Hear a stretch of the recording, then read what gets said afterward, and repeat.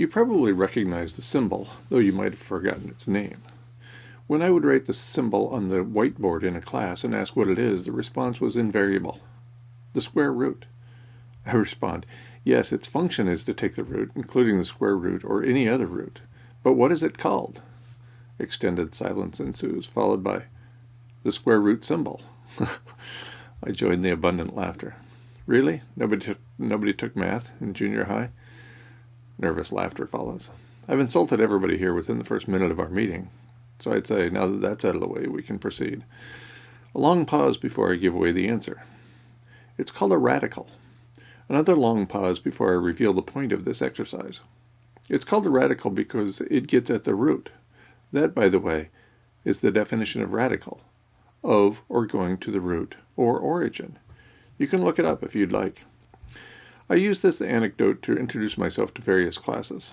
I'm a radical, I point out, and whereas this culture has convinced most people that a radical is a bad thing, similarly to anarchy, it's actually not a bad thing, and it's different than most people believe.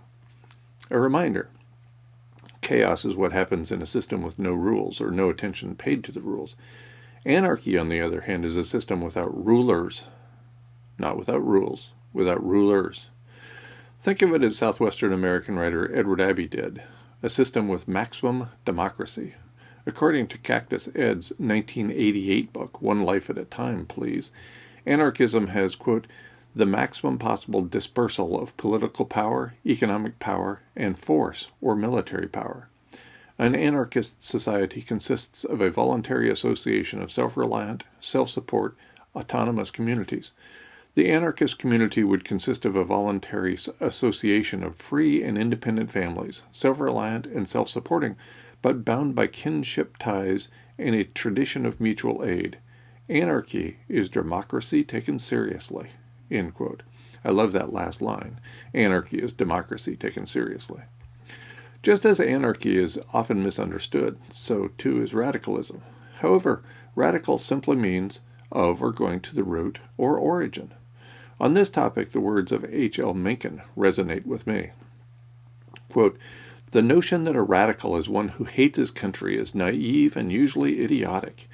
He is more likely one who likes his country more than the rest of us, and is thus more disturbed than the rest of us when he sees it debauched. He is not a bad citizen turning to crime. He is a good citizen driven to despair. End quote. A good citizen driven to despair. That sounds about right. American newsman, essayist, satirist, social critic. Mencken was an outspoken defender of liberty in the first half of the 20th century. The following words, like those of Mencken, resonate with me. They were written by Scott Nearing and published in 1972 in his autobiography, The Making of a Radical. He was 89 years old at the time. References to his youth and the early part of the century offer his perspective from the early 1900s. Quote, the perfect parrot was the perfect pupil. As students in grammar school or in high school, we seldom questioned the truth of any statement. Instead, our concern was to get each phrase exactly as the teacher or textbook stated it. Imagine the effect of years of such training on the developing mind. The habit of mental conformity becomes almost irreducible. I was merely one of generations of victims. How many teachers suggested to us that the established order was not all that it might be? Even the possibility of change was hinted at only vaguely. We were not rebels. We were not pioneers. We were not even enthusiastic or devout copyists. We were mere discs on which the language of our generation was cut. At certain intervals, called examination periods, we were expected to reproduce this language, word by word and paragraph by paragraph. The American way was not based on life, liberty, and the pursuit of happiness, but upon the determination of businessmen to hold down wages and push up profits. The American way was designed to make the rich richer, while it kept the poor in their places. I live in the United States only because my post of duty is there. I am ashamed of any connection with the oligarchy which presently misgoverns, exploits, plunders, and corrupts the United States and the world. As an individual, I continue to do what I can. I go about, talk, and write in the face of ignorance, inertia, escapism, I believe there is a growing awareness of the crisis and the gravity of the menace hanging over humanity. My personal contribution is increasingly a form of foreign aid, a contribution to fellow citizens whom I seem not to know. They are a people without history, misled, deluded, inexperienced, baffled. They are people who are turning more and more away from reason and foresight to instinct, emotion, and pathetically desperate efforts to escape a fate that is closing in around them as a fog envelops a ship at sea. With increasing awareness of the real situation, there has grown up in me a conviction that I should do something about it. I have tried talking, writing, speaking, lecturing, and have been bypassed and ignored by my fellow Americans.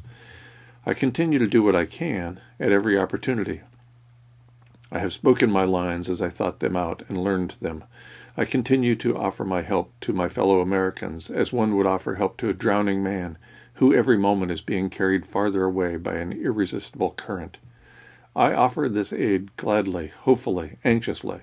Like the ancient mariner, I am saying to preoccupied passers-by, you have chosen and are following a path that leads to your destruction and probably to the destruction of hundreds of millions of your fellows. I have advised, opposed, warned, decried, denounced. You continue on your way to perdition. You rush on, unheeding. I continue to warn. You do not look and do not listen. You do not see the infinitely rich possibilities of life lying unused at your feet. You go your own way, the way that millions of humans have gone before you, lured and corrupted by the glass beads and printed calicos which civilized societies offers to its devotees. I have turned my back on the American oligarchy, the American way of life, and American century, the American empire, Western civilization. The entire chain of civilizations have brought a little light, learning, joy, and hope to a very few human beings, while multitudes lived and died in darkness, ignorance, misery, despair. I have turned my back on this short-sighted, opportunistic acceptance of that which is, because I am convinced that we could reach out, create, touch, and grasp a better life and make it ours, if only we would put forth the effort. I have burned the last bridge which connected me with the American way of life because I am convinced that the ideas, devices, techniques, and institutions of civilizations have been tried time after time and found wanting. They are superfluous and obsolete because better ways are already in being, available to any who will turn their backs on the past and face the future hopefully, confidently, creatively, and conscious of the need for concerted, radical action. The affluent, drugged, debauched, corrupted, polluted, deluded nation is a country I never envisioned in my youth. It is an alien and hostile land. When I return to it, I cannot say happily, I am going home. Instead, I must gird myself and prepare to return to a foreign and none too pleasant habitat. Teaching is my job. Teaching, in its largest sense, means searching out the truth, telling it to all who are willing to learn, and building it into the life of the community. Truth is often unpleasant, annoying, and unpalatable to those who hold a disproportionate amount of worldly goods, who are power-hungry, and who are pushing a cause to the detriment of the many. So they try to avoid truth, to cover it up, to forget it. It is the job of the teaching profession, of which I have been a lifelong member, to keep on uncovering the truth, reminding the rich and powerful of its character and its significance, bringing it to public attention, and arguing that it be made the cornerstone of local, regional, national, and planet-wide public life. More than a century later, I am afflicted with a form of radicalism similar to that which plagued Mencken and Nearing.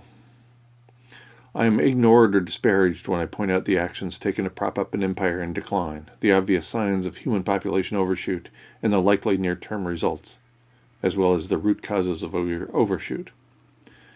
How radical are you? Do you love life, including the continuation of your own?